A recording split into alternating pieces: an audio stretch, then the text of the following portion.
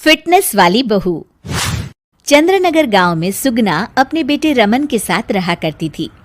कुछ ही दिनों में उसकी शादी राधा नाम की एक लड़की से हो जाती है। राधा फिटनेस को लेकर बहुत ज्यादा सजग होती है और वो घर के बाकी लोगों को भी दिन भर फिटनेस टिप्स देती रहती है। बहू, आज तो मुझे आलू पूरी खिला दो।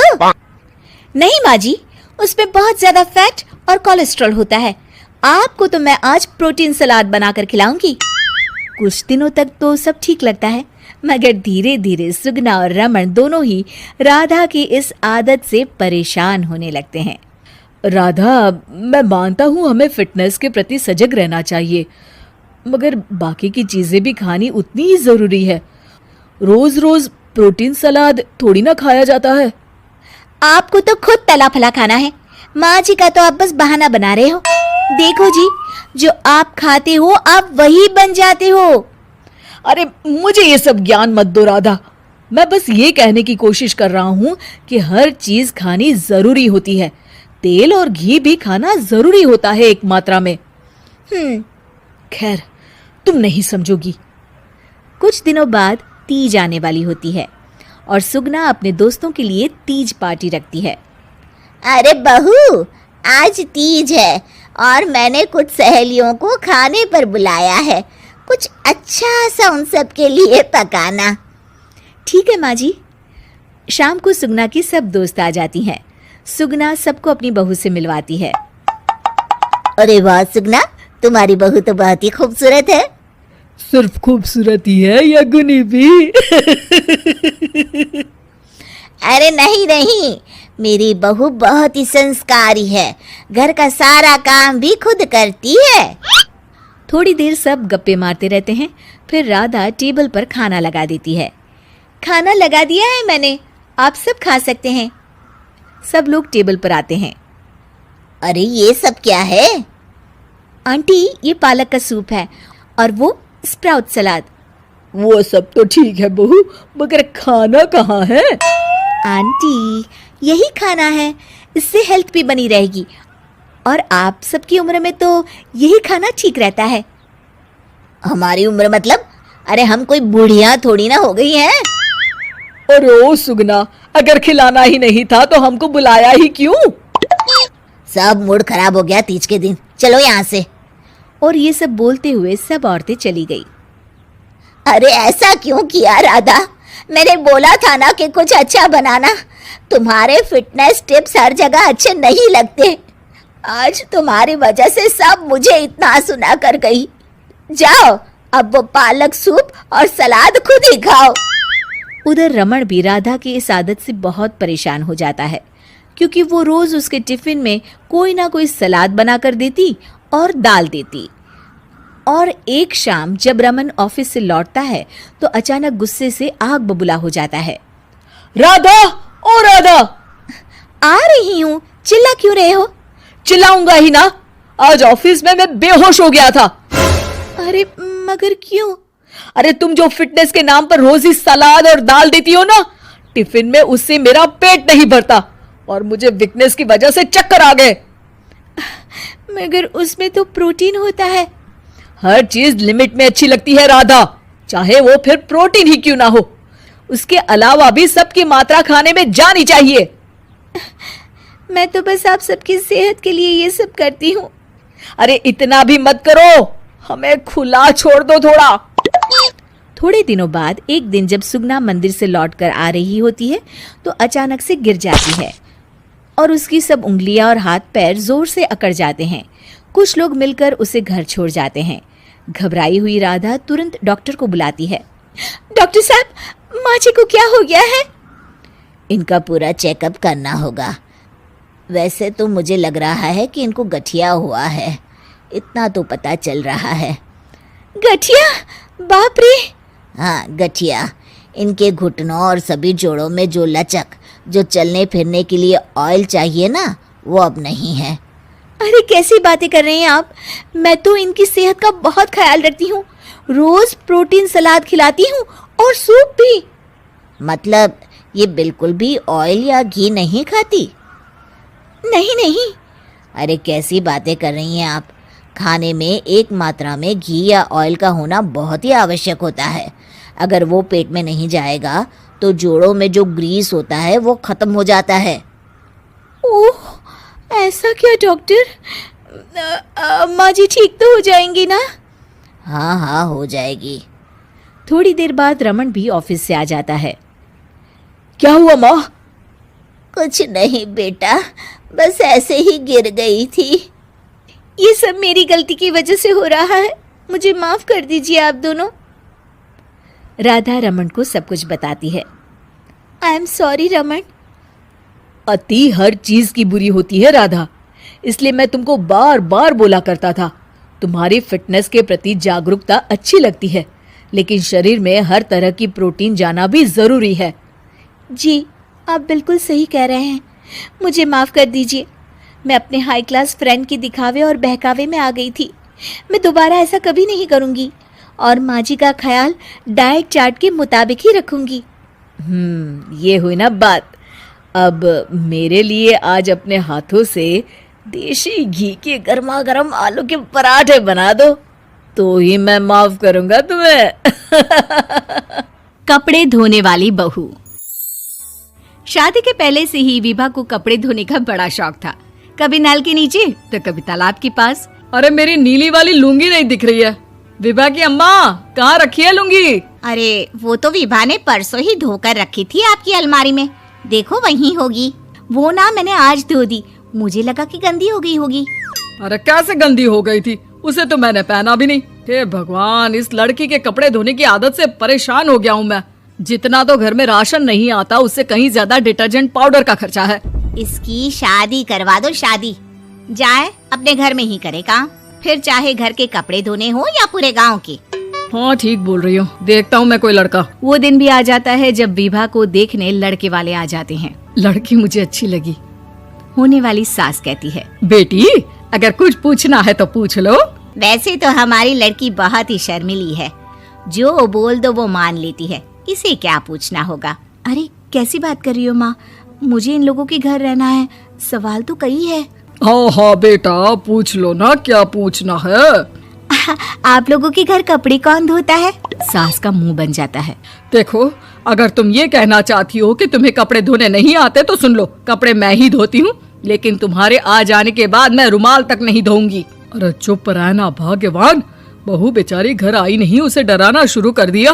वो क्या है ना बिटिया, अभी तक तो ये कल्लू की माँ ही धोती थी, लेकिन अब तुम्हारे पापा तो दहेज में वॉशिंग मशीन देंगे ही। तभी विभा की माँ बोल पड़ती है, सवाल भी पूछा तो क्या। वैसे भाई साहब, मशीन की तो फिर भी कपड़े धोने की कैपेसिटी होती है। मतलब जो बिटिया दे रहे हैं ना विभा, इसे कपड़े धोने का बहुत शौक है। ये आप लोगों के क्या, आस पड़ोस गांव मोहल्ले सबके कपड़े धो दे और उफ तक ना करे। बाहर देखा नहीं आपने कितने कपड़े सूख रहे हैं, सब हमारी बिटिया ने ही तो धोए हैं। बस भी करो ना माँ, शर्म आ रही इतनी तारीफ सुनकर। और तो और एक दाग निकाल कर दिखाओ तो मान जाऊं। हाँ। अच्छा अच्छा, माफ करना बेटा, मैंने गलत समझा। हमें तो रिश्ता बहुत पसंद है। और ऐसे जुड़ जाता है रिश्ता कपड़े धोने का शौक रखने वाली विभा का। उसकी शादी हो जाती है कोयला फैक्ट्री में काम करने वाले कल्लू के साथ। शादी के बाद अचानक विभा चिल्लाती हुई सास के पास आती है। सासू माँ, अरे सासू माँ कहाँ है आप? ये तो धोखा है, धोखा दिया आप लोगों ने मुझे। इसे ससुर के चक्कर के बारे में पता चल गया। अरे तो उसमें तुझे क्यों धोखा मिला है? अरे नल में पानी नहीं आता, कपड़े कैसे कब धुलेंगे? अच्छा अच्छा, तू पानी नहीं आ रहा उसकी बात कर रही है। तो आपने क्या सोचा? कुछ नहीं। अच्छा, तेरी माँ ने कहा था कि कपड़े धोने का शौक है तुझे, याद आया मुझे। शौक शौक बोलकर कपड़े धोने वाले मेरे जुनून को कम ना आके सासू माँ, कपड़ा धोना मेरा गुरूर है। तभी पति भी वहाँ आ जाता है। अभी अभी मैंने इसे सनी देओल की फिल्म दिखाई है, उसी के डायलॉग मार रही है माँ। अच्छा सुन, साफ साफ बता रही हूँ, पानी सुबह 4 से 6 और शाम को 10 से 12 आता है, समझी? विभा टाइमिंग सुनकर हैरान हो जाती है। ये क्या भूतों का मोहल्ला है? सुबह 4 बजे उठकर कौन कपड़े धोता है? 4 बजे टंकी में पानी जाता है, फिर सारा दिन धोना ना, किसने मना किया? अरे कैसी बात कर रही हैं? 200 लीटर की टंकी में कितने कपड़े धो लूंगी मैं? सुबह ही उठ जाऊंगी मैं। अब क्या था, विभा सुबह 4 से लेकर रात के 12 बजे तक कपड़े ही धोती रहती। एक रोज सास पड़ोस से निकलकर कहीं जा रही होती है कि साथ वाली कहती है, हाँ कल्लू की माँ, जरा ये बताओ कि 2 साड़ी है, 2 ब्लाउज और एक पेटीकोट और एक नाड़े वाला लंबा कच्छा। हाँ तो अरे तो क्या, कितना लोगी धुलाई ये बताओ। धोबन दिख रहे हैं हम क्या? हमारे पति सरकारी नौकरी से अभी अभी रिटायर हुए हैं और बेटा सुपरवाइजर है कोयला फैक्ट्री में। धोबन समझ रखा है हमें। हाय रे कल्लू की अम्मा, माफ कर दो, वो तो मोहल्ले में यही सब बता रहे थे कि तुमने बहू को कपड़ा धुलवाने के काम में लगा दिया है। सास को पड़ोसन की बात सुनकर गुस्सा आ जाता है। वो घर पहुंचती है जहां घर के बाहर ही इतने सारे कपड़े सूख रहे होते हैं जितने कि किसी धोबन के घर पर। अरे ओ कल्लू की दुल्हन, बाहर निकल। माँ जी यहीं आ जाओ, बाथरूम में चादर धो रहे हैं हम। अरे अभी हम धोते हैं, तुमको बाहर निकलो। ये आस पड़ोस वाले बोल रहे हैं कि हम बहू से कपड़े धुलवा कर उसे कपड़ा धोने वाली बना दिए हैं। अरे छोड़ो ना माँ जी, किन लोगों की बातों में आती हो। आस पास के लोगों का तो काम ही होता है कि वो किसी तरह सास बहू को लड़ा दे। बहू सारे घर के कपड़े धोती है, ये क्या कम है? बोलिए। सास को भी लग जाता है कि वो बहू का ये सनकीपन नहीं छुड़वा सकती, इससे अच्छा है कि खुद ही चुप हो जाए। एक रोज सास और बहू मंदिर जाते हैं, जहाँ सास की साड़ी वहाँ खड़ी भीख मांगने वाली से मिलती है। माँ जी क्या बात है, आपकी साड़ी उस भिखारन से कितनी मिल रही है ना? हाँ देखो तो दोनों की साड़ी मिल रही है। क्या बात है कल्लू की अम्मा, तुम खुद को तो अफसर की बीवी बताती हो और ऐसी सिंपल सी प्लेन साड़ी पहनकर घूमती हो। सिंपल और प्लेन नहीं है ये साड़ी। तो क्या सोने के धागे से फूल बने हैं? कुछ भी सासू माँ, कुछ भी। हाँ बने थे इस साड़ी में सोने के धागे से फूल। मेरे पति लेकर आए थे मद्रास से स्पेशली मेरे लिए 10,000 की। ताहे भाई साहब इस भिखारन के लिए भी सेम टू सेम साड़ी लेकर आए होंगे 10,000 की। सास उस वक्त कुछ नहीं कहती, लेकिन बहू के साथ घर आती है और अलमारी से एल्बम निकाल कर लाती है। ये साड़ी देख रही है, ये वही साड़ी है जिसे मैंने अभी पहना था। इस साड़ी में ये जो चमकदार फूल दिख रहे हैं ना, ये सोने के धागों से काटे गए हैं। लेकिन तू लोकल वॉशिंग मशीन ब्रश से घिस घिस कर सारे फूलों को निकाल कर साड़ी प्लेन कर दी। मुझे माफ कर दीजिए सासू माँ। और तो और, जब मैंने तुझे तेरी गलती के लिए कुछ नहीं कहा, लेकिन तूने तो सबके सामने मेरा मजाक ही बना दिया। क्यों? बहू को समझ में आ जाता है कि अब से उसका कपड़े धोना बंद। सुगंधा और उसकी सास कांता के बीच एक अजीब सी जंग रहती थी। ये जंग थी किचन में कौन ज्यादा अच्छा काम करेगा और घर के सदस्यों के दिल जीतेगा। और उनकी इस जंग में हमेशा कुर्बान होते थे उनके दोनों पति। कैसे? आइए देखते हैं इस किचन पॉलिटिक्स की कहानी में। एक दिन किचन में, माँ जी आज मैं बना रही हूँ मेथी की सब्जी। इस खाने से घर वालों के पेट की सारी समस्या खत्म हो जाएगी। और मैं बना रही हूँ तड़के वाली छाछ, जिसे पीते ही गैस की समस्या कभी नहीं होगी। दोनों अपने अपने खाने को लेकर टेबल पर पहुंच जाती हैं। तभी सुगंधा के ससुर उसकी बनाई सब्जी की तारीफ कर देते हैं। अरे वाह, मेथी की सब्जी भी बनी है, बड़ी ही स्वादिष्ट है। वाह बहू वाह। अरे बहू, लेकिन इसमें इतनी सारी मेथी बर्बाद करने की क्या जरूरत थी? देखिए माँ जी, ये तो वो मेथी है जो आप रात में भिगोकर सुबह उसका पानी पीती हैं, और जो मेथी फेंक देती हैं उसी से मैंने ये सब्जी बनाई है। अरे वाह बहू, तुमने तो बड़ा ही समझदारी का काम किया। बस अब क्या था, कांता जी का तो मानो ये सुनकर खून ही सूख गया। वो फैसला कर लेती है कि किसी भी तरह वो अपने खाने की तारीफ लेकर ही रहेगी और सुगंधा को किचन में उसकी कमियां गिनाएगी। कांता फ्रिज खोलकर देख रही होती है और फिर सुगंधा से कहती है, अरे बहू ये क्या, पूरा फ्रिज गंदा पड़ा है। तभी वहाँ सुगंधा का पति आ जाता है। वो सुगंधा को डांट कर कहता है, सुगंधा, तुम्हें कितनी बार कह रखा है कि वायरस फैल रहा है, साफ सफाई का पूरा ख्याल रखना है, लेकिन तुम किचन में इतनी गंदगी रखोगी तो कैसे चलेगा। सुगंधा सास की तरफ देखती है जहाँ वो मुस्कुरा रही होती है। सुगंधा समझ जाती है कि सास ने उससे बदला लेने के लिए ये सब किया है। दोनों रात के खाने की तैयारी में लग जाती हैं। दोनों ना एक दूसरे की तरफ देखती हैं और ना ही एक दूसरे से बातें करती हैं। रात को खाने की टेबल पर एक एक कर दोनों कई तरह के अलग अलग व्यंजन टेबल पर लगा देती हैं और अपने अपने पति के पास जाकर खड़ी हो जाती हैं। अरे खाइए जी खाइए, मैंने बड़ी मेहनत से बनाया है। प्लेट में वो खाना डालती हैं। सुगंधा भी दोनों की प्लेट में खाना डालते हुए कहती है, बड़ी ही मेहनत लगी है इस खाने को बनाने में। हाँ, दोनों को ना चाहते हुए भी सारा खाना खाना पड़ता है। कहीं दही तो कहीं मलाई तो कहीं मसाला। और इन सब के बाद दोनों बड़ी ही मुश्किल से अपने कमरे में सोने जाते हैं। लेकिन अगली सुबह सुगंधा का पति चिल्ला रहा होता है, हाय रे, हाय मेरा तो पेट खराब हो गया, हाय माँ बहुत दर्द हो रहा है। तो वहीं कांता के कमरे से भी कुछ ऐसी ही आवाज आने लगती है। हे भगवान, इस सास बहू की लड़ाई हमारी जान लेकर रहेगी। जाओ कोई डॉक्टर को बुला कर लाओ। डॉक्टर आते हैं। दोनों को देखकर कांता और सुगंधा से कहते हैं, देखिए, आप दोनों इन्हें खाने में हल्का ही दीजिएगा।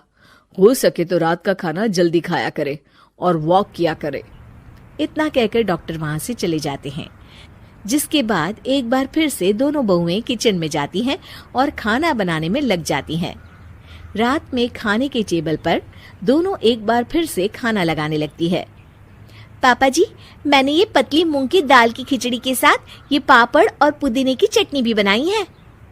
अरे बहू, अभी अभी बेचारे पेट की बीमारी से गुजरे हैं। इतना भारी खाना तो डॉक्टर ने भी मना किया है ना। देखिए, मैंने आप दोनों के लिए सूप बनाया है। और दोनों उन लोगों की प्लेट में खाना डालने लगती हैं। तभी दोनों एक साथ बोल पड़ते हैं, बस करो, हमें माफ करो। हमें नहीं खाना इस घर में, ना खिचड़ी और ना ही सूप। हम इंसान हैं, एक वक्त में एक ही खाना खा सकते हैं।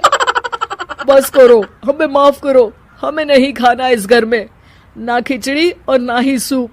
हम इंसान हैं, एक वक्त में एक ही खाना खा सकते हैं। इतना कहकर वो दोनों वहां से चले जाते हैं। कहानी का अंत। आप लोग उम्मीद कर रहे होंगे कि अंत में सब ठीक हो जाएगा। नहीं जनाब, अगर सास बहू के बीच सब ठीक हो जाए तो आप ये सीरीज देखे ही क्यों? तो मजा लीजिए इस चैनल में सास बहू से जुड़ी कहानियों का, क्योंकि ये ऐसा रिश्ता है जिसकी मिठास उसकी खटास में हमेशा ज्यादा ही रहती है।